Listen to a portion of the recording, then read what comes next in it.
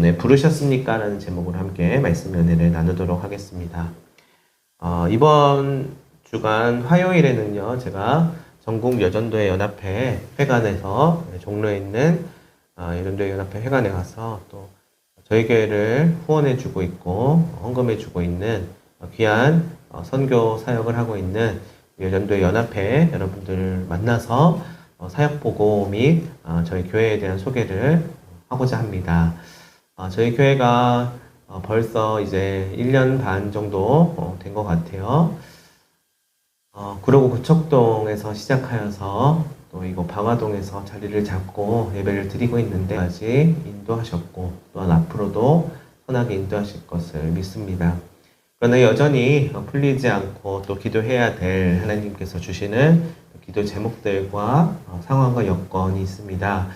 하나님은 늘 우리의 상황 속에서 또 말씀 속에서 우리에게 이야기하시는데 늘 우리는 삶의 현실 속에서 자주 그것을 잃어버리기도 하고 또한 외면하기도 합니다. 그러나 민감하게 하나님의 말씀을 잘 귀 기울여 듣고 반응하다 보면 하나님께서 얼마나 내게 있어서 또 우리에게 일하고 계시는지를 명확하게 알 수 있습니다. 우리 라이트온 처치도요, 그렇게 시작이 되었고요. 지금까지도 그렇게 이어져 오고 있습니다. 하나님께서 앞으로도 어떻게 인도하실지, 인간적인 마음으로는 우리가 다 알 수 없지만, 늘 하나님께서 인도하시는 그 걸음을 따라서 나아갈 수 있게 되기를 간절히 소망합니다. 하나님께서 우리를 부르시는 그 부르심에 대한 이야기를 우리 같이 말씀을 통하여서 들여다보도록 하겠습니다. 대한민국에서 우리 흔한 남매라고 하면은요, 사실 조금 굉장히 이제 애틋하고 친하다기보다는 좀 대면대면 하기도 하고요, 또는 원수 같은 그런 인식도 있고, 아무래도 좀 낯간지럽기 때문에 좀 더 친하고 친밀한 그런 관계는 아닌 것 같아요. 남매가 있는 집의 흔한 풍경이라고 한다면 서로를 놀리고 또는 무시하는 그런 모습들이 있는데, 저도 남매입니다. 그래서 저희 누님과 어렸을 때부터 지내오면서 나이 차이가 있었기 때문에 6살 나이 차이에서 참 어떻게 보면 엄마 같기도 하고 누나이기도 하고 또 친구 같기도 한 그런 사이였었는데요. 어릴 때는 정말 많이 이제 주로 나이 차이가 좀 있었기 때문에 혼나는 기억이 많았던 것 같아요. 근데 또 나중에는 굉장히 친해져서 굉장히 애틋한 그런 관계가 됐었던 것 같은데요. 집집마다 또 분위기가 다를 것 같아요. 그러나 남동생을 괴롭히는 누나 또는 오빠를 괴롭히는 여동생 등등 토닥토닥하는 모습들이 때로는 재미와 즐거움을 주기도 하는 것 같습니다. 왜냐하면 너무나도 평범하고 흔한 우리들의 모습이기 때문이지요. 우리 악동뮤지션이라고 하는 그룹을 제가 좋아하는데 그들도 남매이지요. 몽골 선교사님의 아들, 딸인 MK이기도 하고요. 유명한 우리나라의 가수들이잖아요. 근데 같이 프로그램을 진행하기도 하고 또 무대에 섰을 때마다 음악적으로 또는 굉장히 퍼포먼스적으로도 훌륭하지만 그 둘의 정말 친남매 케미가 정말 큰 매력인 것 같아요. 그래서 더 영상도 찾아보게 되고 앞으로도 더 기대하게 되고 또 우리도 그 모습을 보면서 공감하기도 하는 것 같습니다. 몇 가지 예시로 이러한 장면들이 집집마다 남매들의 풍경 속에 있을 것 같은데요. 첫 번째로는 누나가 남동생에게 야 여기로 좀 와봐, 급해, 얼른 와봐, 어떻게 하면 좋아, 이렇게 부르는 상황에서 남동생은 왜 귀찮아, 무슨 일이야 하면서 오게 됐죠. 그러자 누나는 거기 불 좀 꺼줘, 문은 닫고 가라, 이렇게 이야기하는 모습들, 여러분 한 번쯤 경험해 보셨을 것 같은데요. 저도 자주 경험했습니다. 그럼 이제 반응을 해야죠. 이게 뭐야, 왜 나를 부른 거야, 자기는 손이 없어 발이 없어, 아우 짜증나, 이러면서 반응을 해줘야죠. 그럼 야야야 이번엔 진짜 누나 큰일 났어, 얼른 와봐. 어떻게 이런 일이 다 있지? 완전 대박 사건이야, 빨리 와봐. 또 이렇게 부르죠. 그러면 왜 그래 진짜 뭔 일인데 해서 가면 야 여기 등 좀 긁어줘, 이렇게. 난 요즘에 여기가 간지럽더라, 이러면. 네, 정말 이제 찐 현실적인 그런 모습들인 것 같습니다. 어떻습니까? 실제로 현실 남매 사이에 흔하게 일어나는 일이잖아요. 저 또한 이제 저희 누나에게 있어서 이런 일을 정말 많이 당했습니다. 리모컨 갖고 와봐, 뭐 아이스크림 좀 갖고 와봐, 뭐 좀 사와봐, 이런 심부름도 진짜 많이 했습니다. 한두 번 그런 것들을 경험하고 또 누나의 그 장난 섞인 속임에 넘어가다 보니 진짜 왜 부르는 거야 하면서 나중에는 반응하지 않는 그런 경우들도 있었습니다. 화를 내기도 했었습니다. 이렇게 아무리 가까운 형제지간이라 하여도요, 반복해서 또 부르고 장난스럽게 굴면 누구라도 화를 낼 수밖에 없겠죠. 근데 이런 경우도 있습니다. 저는 주로 집에서 화장실에 있을 때 그러는데요. 진짜 누가 부른 것처럼 환청이 들리는 것 같은 때가 있어요. 혹시 여러분 그런 적 있으십니까? 화장실에 있는데 자꾸 누가 부르는 것 같은 소리가 들려요. 무섭죠? 저희 큰딸이 아기 때, 둘째가 태어나기도 전에 이제 아기 때 이제 막 걸음마를 조금씩 하고 그럴 때 이제 아이가 있는 집안은 다들 그렇지만 부모님이 혼자서 어디 가기가 참 어려워요. 아이를 계속 눈동자처럼 지켜봐야 되기 때문인데요. 그래도 화장실은 가야 되잖아요. 그래서 아기를 눕혀놓든지 앉혀놓고 화장실을 잠깐 갑니다. 그러면 또 문을 활짝 열어놓고 볼일을 보기도 하지만 때로는 좀 이렇게 프라이빗한 시간이 필요하기도 하잖아요.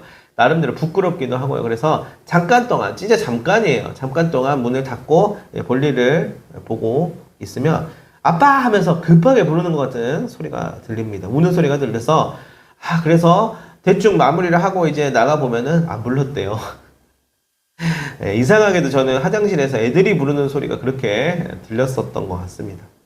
아무튼 여러분 정신적인 이유이든 아니면 귀에 이상이 생겼든지 가끔 가다가 우리는 그런 경우들이 있어요. 이럴 때 우리가 살아가는 일상 가운데 누가 자꾸만 우리를 부르는 일들이 생깁니다. 근데 성경에서 보니까 자꾸 누가 또 부르는 장면이 여기도 나오더라고요. 이것은 오늘 본문 말씀의 주인공인 사무엘이 어린 시절에 경험했던 일이라고 합니다.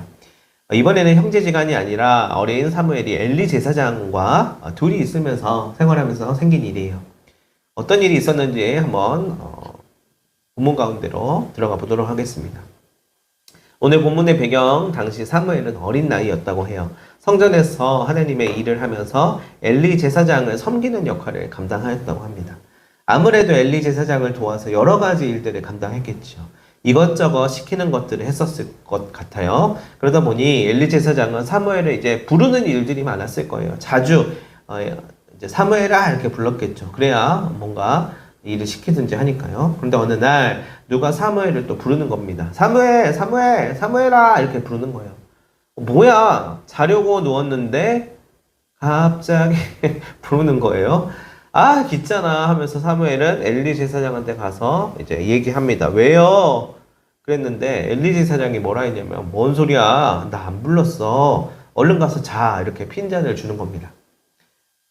참 나랑 장난치나? 무슨 현실 남매도 아니고 또 놀리는 거 아니야? 뭐야 하면서 다시 가서 이제 누웠겠죠. 근데 또 자려고 누웠는데 갑자기 또 불러요. 자, 사무엘아 사무엘아 그래서 또 네 왜요? 저 여기 있어요. 왜요? 했더니 이번에 똑같이 뭔 소리야 가서 자고 오지 말래요. 누우래요. 그 장난이 너무 심한 거 아니요? 아니면 내가 드디어 환청이 들리나? 노이로제가 걸렸나 이상하게 여기면서 사무엘은 다시 돌아갔습니다. 그런데 또 부르는 거예요. 진짜 왜 부르느냐고요. 예전에 이제 송창식 씨 노래 중에 왜 불러라는 노래가 있었잖아요. 왜 불러 왜 불러 이런 노래가 있어요. 돌아서 살아 왜 불러 이런 노래 있었어요. 그 노래가 생각이 납니다.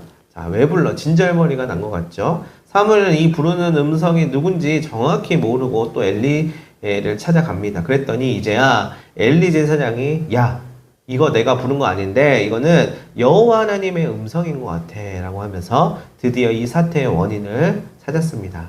사무엘 이번에 또 돌아가서 누가 널 부르면 이제 응답하여라. 네 주님 저 여기 있습니다. 이렇게 대답해라. 사무엘은 그제서야 이제 대처하는 방법을 알게 되었죠. 그리고 정말 돌아가서 주님 제가 듣겠습니다. 말씀하십시오 하면서 응답하였어요. 그제서야 사무엘을 부르신 하나님께서 사무엘에게 다름 아닌 이제 사명을 주시게 되었습니다. 여러분 사무엘은 3번이나 여호와의 음성을 알아차리지 못했어요. 아, 왜 부르냐고요? 라고 하면서 오히려 다른 사람에게 가서 응답하곤 하였습니다. 그러나 엘리 제사장의 도움으로 정말 자기를 부르시는 분이 누구인지 드디어 알게 되었어요. 결국 제대로 응답하게 되었고요. 하나님의 음성을 분별하여서 사명을 받게 되었습니다. 마찬가지로 우리들에게도 오늘날 하나님께서 말씀하고 계셔요. 사람을 통하여서, 상황을 통하여서, 성경을 통하여, 자연을 통하여, 그리고 어느 날 불현듯 떠오르는 생각을 통하여 항상 말씀하고 계십니다. 중요한 것은 이것을 내가 캐치해서 붙잡느냐 아니냐인 것이에요. 그러나 대부분 사람들은 현재 자신이 몰두해 있는 현실, 곧 상황이나 눈앞에 놓인 문제들과 생각들 때문에 이것을 놓쳐버리는 경우들이 많이 있더란 말입니다. 또는 이것이 무슨 뜻인지 알 것 같기는 한데 내게 있어서 더 급한 내 상황이 있어서 이것을 미루기도 합니다. 그래서 좀 지체될 때도 있어요. 그리고 지연될 때도 있습니다. 그러나 결국 하나님께서는 우리가 알아들을 때까지 포기하지 않고 말씀하여 주셔서 그분의 뜻과 계획과 인도하심을 비로소 드러내시는 것입니다. 그래서 끝내 우리가 그것을 깨닫고 그 뜻을 따르게 하신다는 것이에요. 그래서 하나님이 진짜 나를 아시고 나에게 말씀하시고 함께하고 있는구나 이렇게 느낄 수 있게 되는 거예요.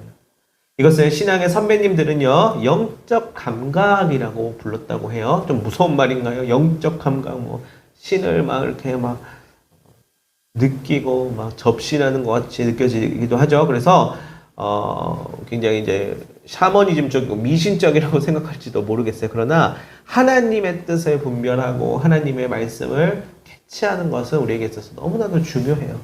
계속해서 이것을 갖도록 그래서 하나님께서 우리를 훈련시키십니다. 그러나 가끔 가다가 잘못된 감각으로 인해 오해되는 경우들도 있습니다. 그 이유는 이 이유를 잘 알아야 해요. 바로 자기 욕망과 이기심 때문에이기도 하고요. 또는 하나님이 아닌 다른 우상으로부터 영향을 받아서 하나님의 뜻과 음성을 착각하는 경우들이 생깁니다. 그래서 이것을 구분하고 알아차리는 것이 매우 중요해요. 그것을 영적인 분별이라고 부릅니다. 우리는 이 영적 감각과 영적 분별이 매우 필요한 시대 가운데 살아가고 있습니다. 특히나 우리 다음 세대의 어린 아이들에게 더욱 이러한 것들이 요청되는 시대예요. 그렇기 때문에 우리 아이들에게 일상 가운데 하나님과 늘 대화하고 그분을 느끼며 그분의 사랑을 경험하는 일들이 반드시 있어야만 합니다. 아이들이 말씀을 묵상하고 삶을 살아가면서 하나님과 대화하는 법을 배워야 해요. 그래야 올바른 하나님의 뜻을 분별하고 저마다 인생길을 하나님과 함께 걸어 나갈 수 있는 거예요. 안 그러면 하나님은 그냥 교회에만 갇혀 계신 분, 성경에만 나오는 이야기 또는 성직자들만이 향유하는 곳 그렇게 생각할 수도 있어요. 그러나 그렇지 않죠. 우리 하나님 우리를 사랑하시고 우리에게 꼭 말씀하여 주고 계시는 분이시라는 것을 그 누구도 이 어린 사무엘도 경험하였던 것처럼 우리의 다음 세대들과 또 이 땅을 살아가면서 아직 하나님을 모르고 살아가는 사람들도 언젠가 이것을 깨닫게 되기를 바랍니다. 자, 이게 정말 하나님의 뜻인가? 왜 하나님은 나에게 이런 말씀을 하시는 걸까? 이런 질문을 자꾸 던지면서 눈앞에 다가오는 상황들과 문제들을 하나님 안에서 풀어가야만 할 것입니다. 결국 그 뜻을 찾아가는 것이 바로 우리 아이들의 또는 우리 다음 세대들의 또는 우리 하나님의 자녀들 한 명 한 명들의 신앙생활이 되는 것이에요. 우리들은 살아가면서 많은 경험들을 통해서 이 감각과 분별력을 기를 수 있게 될 것입니다. 그렇게 되기 위해서는 오늘 말씀에 엘리 제사장처럼 적절한 또 도움을 줄 수 있는 영적인 파트너, 멘토, 어른 또는 친구가 필요합니다. 바로 그 역할이 어쩌면 우리들의 각자가 가지고 있는 몫인지도 몰라요. 우리가 말씀을 나눔하고 서로 교제하는 가운데 하나님의 뜻과 하나님의 말씀과 하나님의 살아계심을 경험하게 되잖아요. 여러분, 하나님께서 직통계시를 주는 게 아니라 이렇게 사람을 통하여서 영적 파트너와 친구를 통하여서 알게 하십니다. 이게 귀한 것이에요. 이를 위하여 엘리 제사장과 사무엘 모두에게 꼭 필요한 요소가 있었어요. 이 파트너십을 가지고 있었던 오늘 본문에 두 사람에게 있어서도 가장 필요한 요소가 있었으니 그것은 무엇이냐면 바로 듣는 마음이에요. 물론 나중에 엘리 제사장은 초심과는 조금 달라지게 됩니다. 이 듣는 마음을 잃어버리게 되어서 비참한 최후를 맞이하게 되기도 해요. 그러나 사무엘은 비록 어리고 경험도 적었지만 이 소명을 받았을 때의 경험 이후로 끊임없이 하나님과의 교제 가운데 그분의 음성을 따르는 삶을 살게 됩니다. 이 듣는 마음을 통해 하나님의 뜻을 삶의 중심이자 지표로 세울 수 있게 된 겁니다. 그가 이 듣는 마음을 가질 수 있었던 것은 아마도 어떠한 비결이 있었을 것입니다. 그것은 바로 내 생각과 판단과 결정을 모두 내려놓고 비워내고 하나님의 음성에 귀 기울이는 것이에요. 여러분, 우리의 몸도 계속해서 비워내야만 한다는 사실을 여러분 알고 계십니까? 별건 아닌 것처럼 보이지만은 우리가 살아가는 삶의 공간 가운데에서도 화장실을 가는 일, 배워내는 일 매우 중요하지요.